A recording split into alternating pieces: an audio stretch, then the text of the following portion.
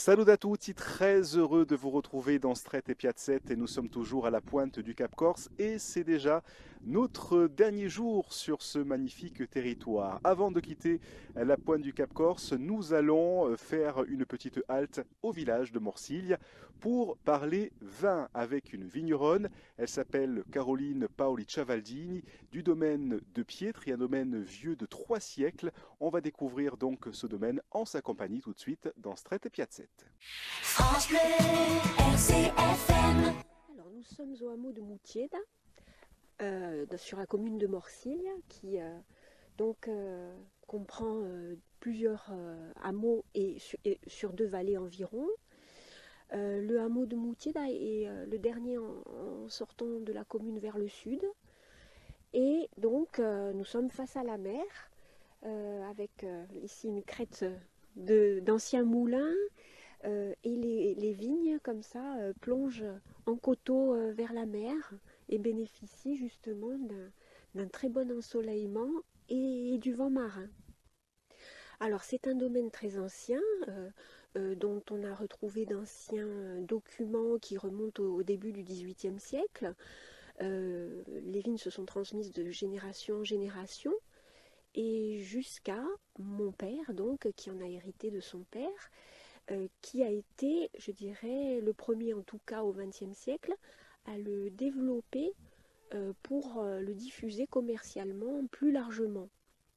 Au départ, les vignes étant bien entendu autour du hameau, la vinification se faisait dans les caves de la maison familiale, et avec le succès qu'a connu cette commercialisation, mon père a construit une nouvelle cave au-dessous du hameau, et de manière à pouvoir avoir des locaux plus grands et un matériel de vinification mieux, je dirais, adapté et plus perfectionné. Le savoir-faire, bien que les techniques de vinification sur les blancs, rouges et rosés par exemple aient beaucoup évolué et ont été bien modernisées, adaptées, les anciennes techniques de production du muscat, du rapout et de l'impacite, qui sont 3 vins d'apéritif et de dessert typiques du Cap Corse, n'ont jamais été changées. Les raisins ont toujours été et sont toujours exposés au soleil pour ce qu'on appelle le passerillage sur l'ose. Cette technique, mais vraiment millénaire, hein.